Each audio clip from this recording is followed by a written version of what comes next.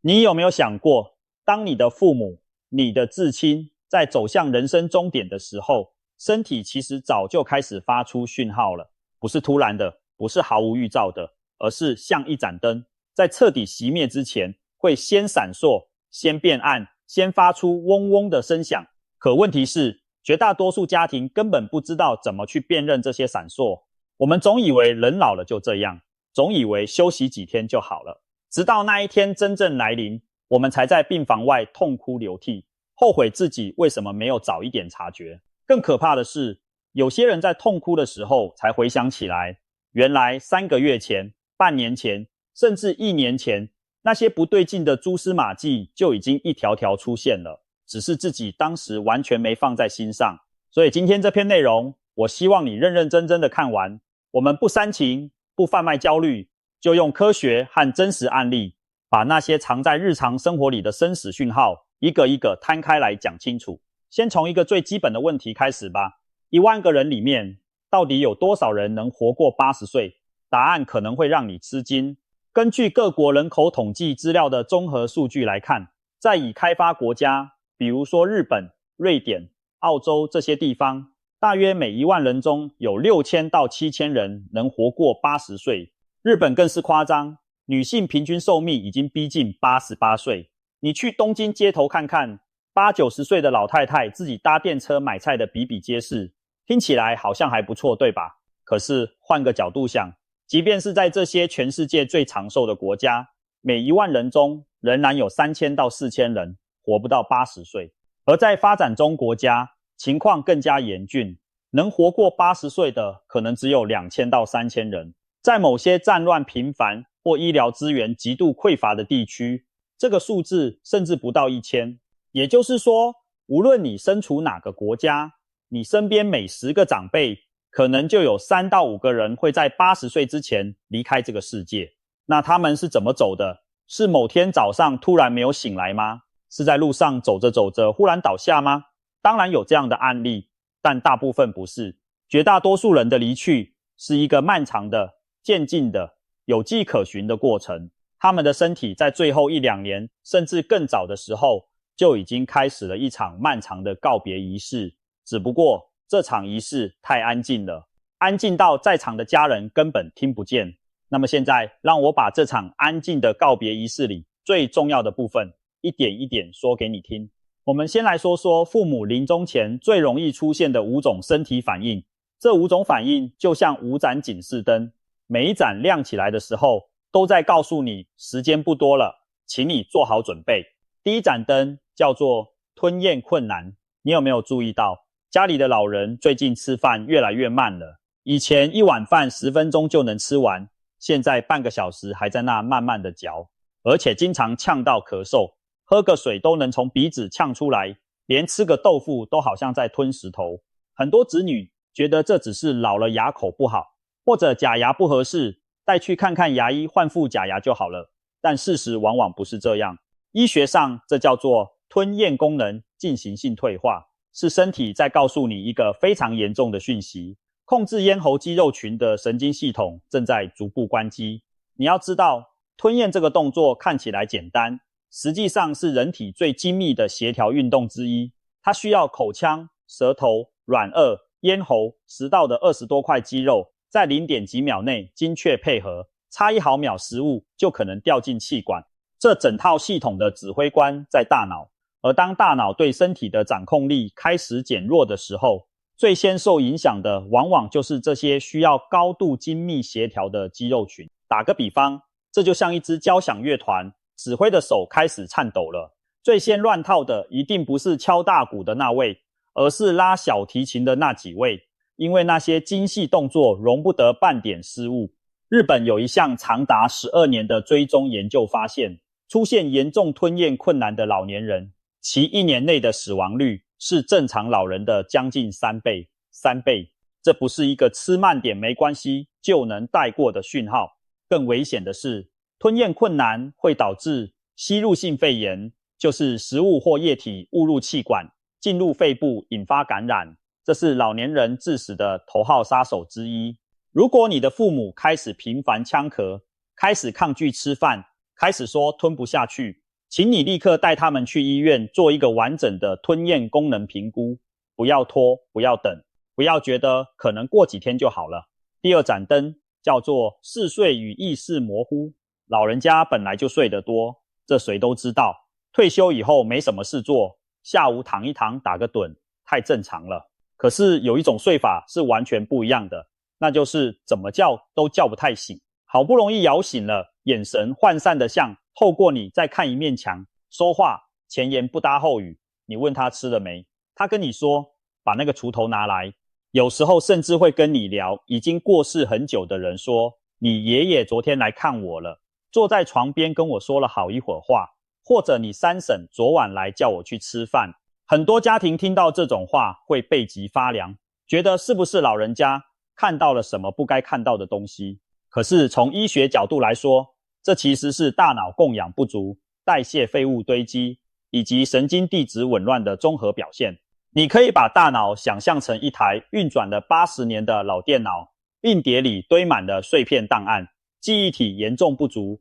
电源供应又不稳定。在这种情况下，它会把过去的记忆和眼前的现实搞混，把梦境跟清醒搞混，把活着的人和已经走了的人搞混。这种状态在医学上叫做终末期谵妄，它不是精神疾病，而是身体全面衰竭的一种脑部表现。为什么会这样？因为当人体的重要器官开始逐渐报废，心脏、肝脏、肾脏一个接一个，地效能减退，血液会自动启动优先保障机制，把有限的氧气和养分先供给心脏和肺部这些维持生命最核心的系统，而大脑就成了被降级供应的对象。于是老人会越睡越多，清醒的时间越来越短，清醒的时候认知也越来越混沌。在安宁照护领域的经验显示，一旦这种深度嗜睡与意识混乱持续出现，通常意味着生命已经进入了最后的倒数阶段，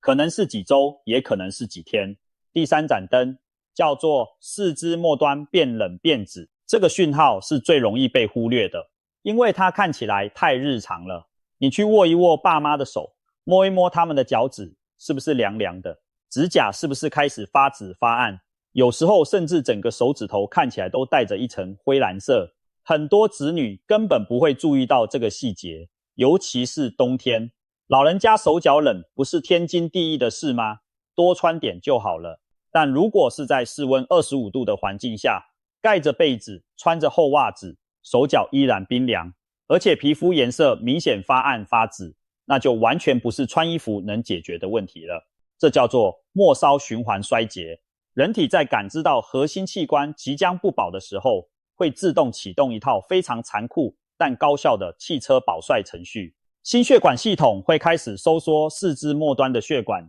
把血液从手指、脚趾这些非必要区域强制抽回来，集中供应心脏、肺部和大脑。这就像一座城市在遭遇严重水荒的时候，会先切断郊区和工业区的供水管路，全力保住市中心的居民用水和医院供水。你看到的那双冰凉发紫的手脚，其实就是被断水的郊区。而一旦这套汽车保帅的程序启动了，就意味着身体内部的资源已经极度匮乏，连正常的分配都维持不住了。在安宁病房的护理师都知道，当病人的手脚开始出现花斑纹的时候，也就是皮肤上出现不规则的紫红色斑块，混在苍白的底色里，看起来像大理石花纹，那通常意味着离别可能就在48到72小时之内。第四盏灯叫做回光返照，这可能是所有临终讯号里最让人心碎的一个，因为它长得太像好转了。有些老人在病了很久、虚弱了很久之后，会突然有1-2天精神好得不得了，本来连翻身都困难的人忽然坐起来了，本来好几天不吃东西的人忽然说想吃碗面，本来已经说不出完整句子的人忽然跟你聊了整整1个下午。思路清晰的就像回到了10年前，家人们欣喜若狂，觉得奇迹出现了，甚至开始打电话通知亲戚朋友，老人家好转了。但老一辈的人都知道一句话叫回光返照，油尽灯枯。现代医学对这个现象有非常清楚的解释。人体在临终前的最后阶段，肾上腺会像最后一搏一样，大量释放肾上腺素和皮质醇，同时大脑也会释放高浓度的内啡肽，这些是人体压箱底的终极激素组合，平时只有在极端的生死关头才会动用。它们会让人短暂的恢复精力，减轻疼痛，头脑清醒，甚至产生一种奇特的幸福感和平静感。但这不是好转，这是蜡烛在熄灭前那一刻火焰的最后一次蹿高。那些激素用完就没了，而用完之后的身体会比之前更加虚弱，衰竭的速度会成倍加快。在临床安宁照护的记录中，大约有 40% 到 60% 的临终病人会出现不同程度的回光返照现象，持续时间从几个小时到1-2天不等。如果你的至亲在长期衰弱以后突然精神焕发，请你不要高兴得太早，相反地，你应该珍惜这最后的清醒时光，赶紧把想说的话说完，把想见的人叫来，把该交代的事情安排好，因为这个窗口一旦关闭，下一次你再喊他，他可能就听不见了。第5盏灯叫做呼吸模式改变。正常人的呼吸是平稳的，有节律的，均匀得像钟摆一样，你平时根本不会去注意一个人在怎么呼吸。但当老人进入临终阶段，呼吸会开始变得非常不一样，不一样到让旁边的人坐立不安。最典型的一种叫做潮式呼吸，也叫做沉思呼吸。它是这样的，呼吸先由浅慢慢变深，深到像在大口喘气，然后又慢慢由深变浅，浅到几乎听不见，接着突然完全停顿，1秒、2秒、5秒、10秒、15秒、20秒，你盯着他的胸口一动不动，心里猛地一紧，以为他已经走了，结果他又哈地吸了一口气，整个循环重新开始，就这样反反复复，像潮水一样一波一波的，让人的神经被反复拉扯。还有一种声音叫做临终啰音，也有人叫它死亡呻吟，那不是因为痛苦而发出的呻吟，而是因为喉部肌肉已经完全松弛了，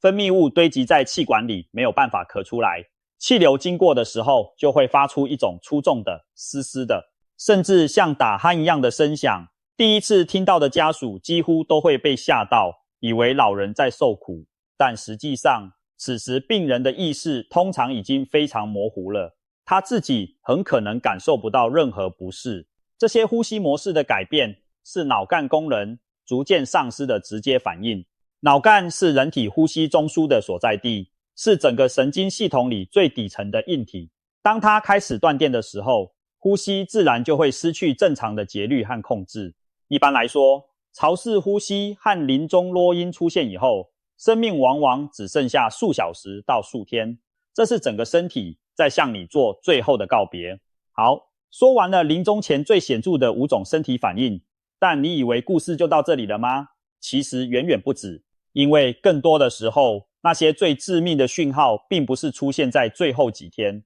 而是提前大半年甚至整整1年就已经悄悄浮现了，只是它们太日常了，日常到我们视而不见。接下来我们就把时间线拉长，来说说银发家庭必须警惕的10项重大警讯。这10项警讯就像10块骨牌，当第1块开始倒下的时候，后面的可能正在加速准备倒下。第1项警讯，体重不明原因地快速下降。老年人本来新陈代谢就慢，体重维持稳定其实是件好事。可是如果在没有刻意节食也没有增加运动量的情况下，半年之内体重不知不觉掉了 5% 到 10%， 比如一个60公斤的老人半年内瘦到了54公斤以下，这是一个非常严重的信号，它可能意味着隐藏的癌症正在偷偷消耗身体的能量，可能意味着某个重要器官已经在走向衰竭，可能意味着慢性感染正在暗中侵蚀，也可能意味着身体已经进入了一种叫做恶病值的状态。恶病值是什么？说白了就是身体开始吃自己了，它把自己的肌肉和脂肪当成燃料来烧，因为外部摄入的能量已经完全不够维持基本运转了。很多家庭看到老人瘦了还会说，哎呀，瘦一点好，胖了才不健康。在中年人身上这话可能没错，但在70、80岁的老年人身上，不明原因的消瘦几乎从来都不是好消息。第2项警讯，反复跌倒。老人跌倒这件事太常见了，常见到很多人根本不当回事，岁数大了，腿脚不利索嘛，小心点就好了。可是研究资料告诉我们一个残酷的事实，1年之内跌倒2次以上的老年人，其2年内的全因死亡风险会显著升高。跌倒本身当然危险，髋关节骨折、颅内出血、长期卧床导致的肺炎和褥疮，每一个后果都可能是压倒骆驼的最后一根稻草。但更深层的问题是，反复跌倒往往不只是腿脚不好那么简单，它反映的是身体多个系统在同时崩塌。内耳的前庭系统不行了，空间感乱了，小脑的平衡功能退化了，站不稳了，大腿的肌肉力量萎缩了，撑不住了，眼睛的视力模糊了，看不清了，血压调节机制紊乱了，一站起来就头晕。一个反复跌倒的老人，等于同时在5、6条战线上失守，他的身体已经没有足够的后备力量来维持最基本的行动安全了。第3项警讯，社交退缩与失去兴趣。你的老爸以前每天雷打不动，去公园下棋，跟那帮老哥们杀得天昏地暗。你的老妈以前3天2头约邻居阿姨去跳广场舞，回来还要跟你激动的复述今天谁又换了件新衣服。可是最近你发现他不去下棋了，说懒得走，他也不跳舞了，说没意思，连最喜欢看的连续剧都懒得追了，遥控器摆在手边也不碰。你问他怎么了，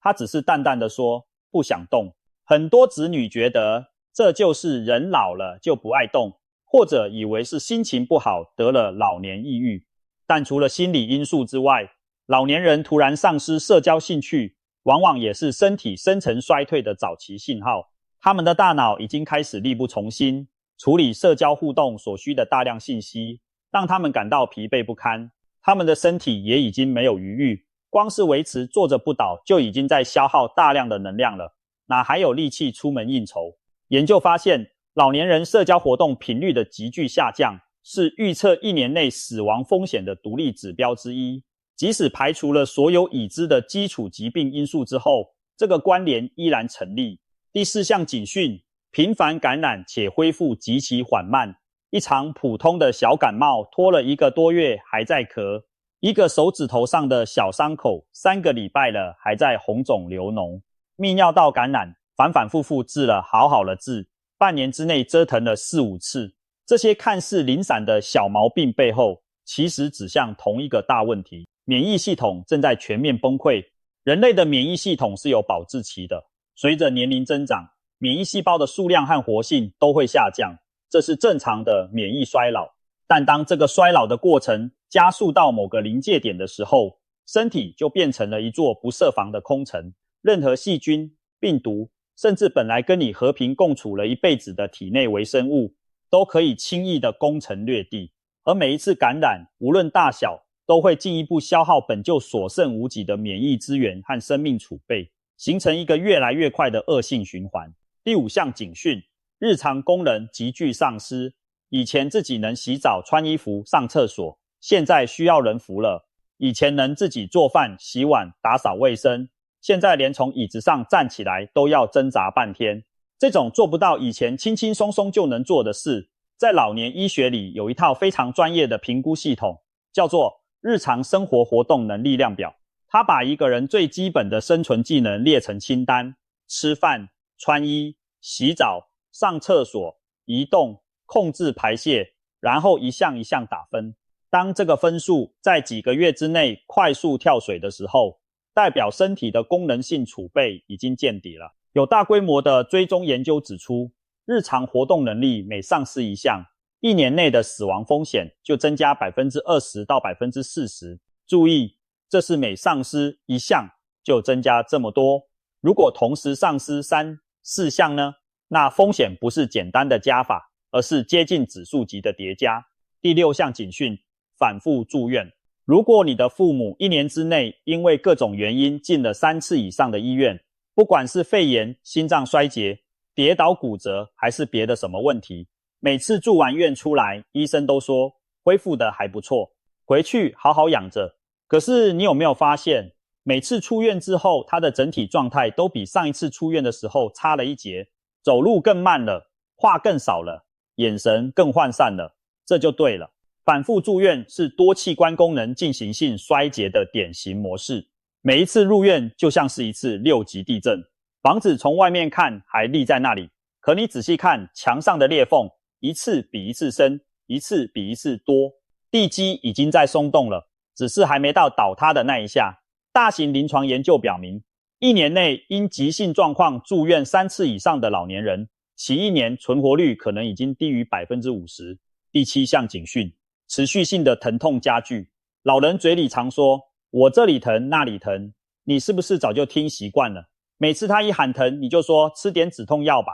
然后继续忙你的事。可是你有没有注意到，他最近喊疼的频率越来越高了，止痛药吃的量越来越大了，而且效果越来越差了。如果那种疼痛是持续的、不间断的，而且像潮水一样一波比一波高的，那就绝对不是岁数大了这里那里都会疼能解释得了。持续加剧的疼痛可能是肿瘤在扩散转移的信号，可能是内脏器官在发出最后的求救信号，也可能是神经系统本身在退化和损坏。而更重要的是，长期持续的剧烈疼痛会从根本上摧毁一个老人的生存意志和生命能量。疼痛是最无情的能量黑洞，它让人吃不下、睡不着、动不了，让身体的修复机制完全瘫痪，让衰落的速度成倍的加快。第8项警讯，血清白蛋白持续偏低。这个指标很多人可能从来没听说过，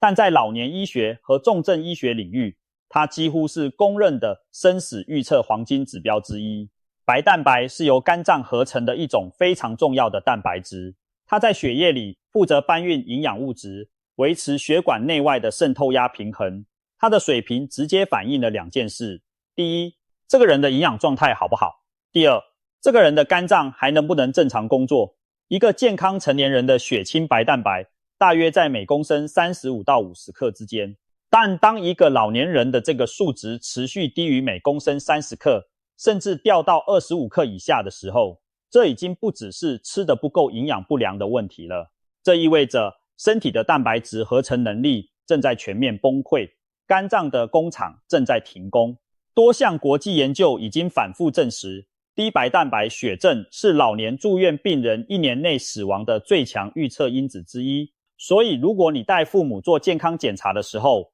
记得看一眼这个数字，如果它在持续下降，请认真对待。第9项警讯，认知功能出现断崖式下降。老年人记性不好是衰老的正常一部分，忘了钥匙放哪里，叫不出老朋友的名字，想不起昨天晚餐吃了什么，这些都是轻度的记忆力衰退，大部分时候不至于影响正常生活。可是如果在短短几个月之内，你发现老人的记忆力和判断力像悬崖一样直直的掉下去，情况就完全不同了。比如出门散个步就找不到回家的路了，明明走了几十年的路。比如站在镜子前面问你那个人是谁，比如大热天穿着棉袄出门，你说太热了，他坚持说冷。比如把鞋子放进冰箱里，把遥控器泡在水杯里，做完以后觉得完全正常。这种急速的认知崩塌不仅仅是失智症在加速恶化的信号，它往往也预示着全身多系统正在同步走向终点。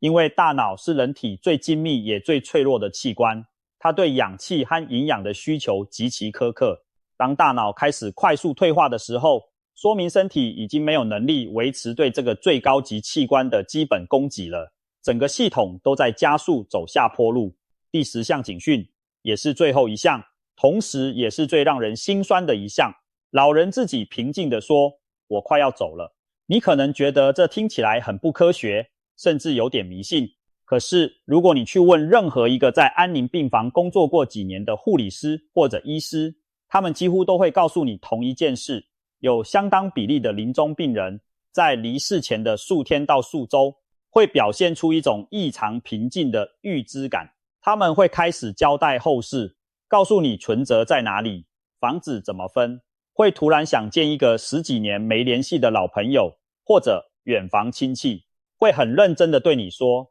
我觉得我的时间差不多了，或者昨晚你奶奶来梦里接我了，她说那边很好。从生理学的角度来推测，这可能跟大脑在衰竭过程中释放的特殊神经化学物质有关，也可能是身体深处各种器官发出的衰竭信号，汇总到潜意识层面，然后以一种直觉的方式被感知到了。我们的身体其实比我们的意识更早知道自己正在离开。无论科学上怎么解释，有一件事是确定的，当你的至亲用一种前所未有的平静语气对你说出这样的话时，请你千万不要打断他，不要敷衍地说，别胡说八道，你身体好得很，因为那可能不是胡说，而是他在用最后的清醒和最真诚的方式跟你告别。请你坐下来，握住他的手，认真地听他说完每一句话，因为这些话可能是他留在这个世上的最后几句话，而这些话也将会是在他离开以后，你在无数个深夜里反复回想，反复播放，却再也无法回应的珍贵记忆。说到这里，我知道很多朋友的心情可能已经很沉重了，但我要说的是，了解这些讯号不是为了让你提前悲伤，而是为了让你拥有准备的能力。一个有准备的告别和一个措手不及的失去，对活着的人来说是完全不同的人生体验。有太多的家庭在失去至亲之后的第一反应不是悲伤，而是愧疚。如果当初注意到他吃饭一直在呛咳就好了，如果我那天没有把他的话当成胡说八道就好了，如果我早1个月带他去做检查就好了。这些如果会折磨一个人很多年，而且我们也必须正视一个现实，人的寿命是有生物学极限的。目前科学界的主流观点认为，人类的自然寿命上限大约在110岁到120岁之间。全球有记录以来最长寿的人是法国的珍妮·卡尔芒女士，她活了122年又164天，但这是亿万分之一的极端个案。对绝大多数人来说，能健康的、有尊严的活到85岁以上，已经是非常了不起的事了。更关键的一点是，平均寿命和健康寿命是两回事。世界卫生组织的数据显示，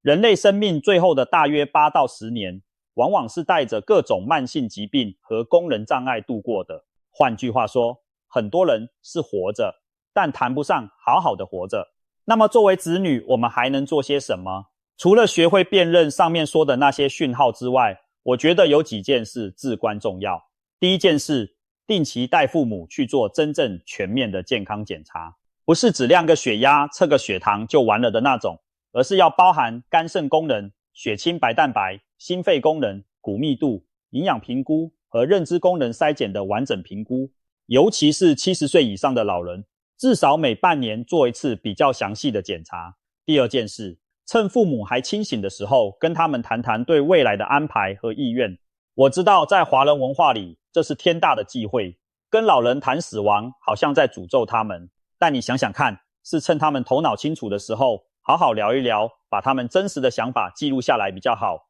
还是等到他们躺在加护病房里，已经说不出话了，一大家子人在走廊上吵成一团，有人要继续急救，有人说放手，谁也不知道老人自己到底想怎样比较好。提前谈不是不孝，恰恰是最深层的孝顺。第三件事，从今天开始就养成观察日常细节的习惯。回家的时候看看老人吃饭是不是变慢了，走路是不是开始晃了，说话是不是含糊了，体重是不是在掉，是不是不太想出门了。这些微小的变化就像一面面镜子，它们照出来的不是老了就这样，而是生命正在倒数的密码。最后我想说一件很重要的事，我们中国人有句老话叫做久病床前无孝子，这话听起来刺耳，但确实是人性的真实写照。长期照顾一个逐渐衰弱的老人，对子女的身体、精神和情感都是巨大的、持续的、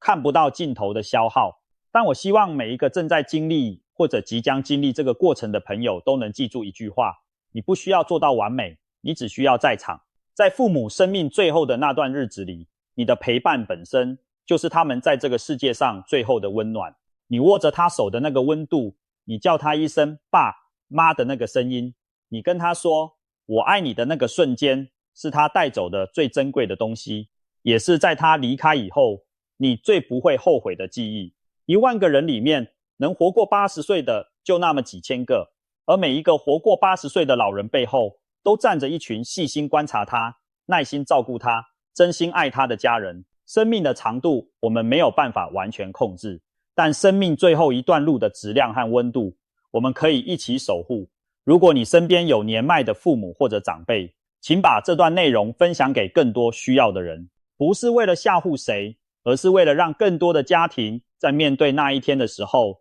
不至于毫无准备，不至于手足无措，不至于在事后被无尽的如果折磨。因为这个世界上最可怕的事情不是死亡本身，而是来不及好好说一声再见，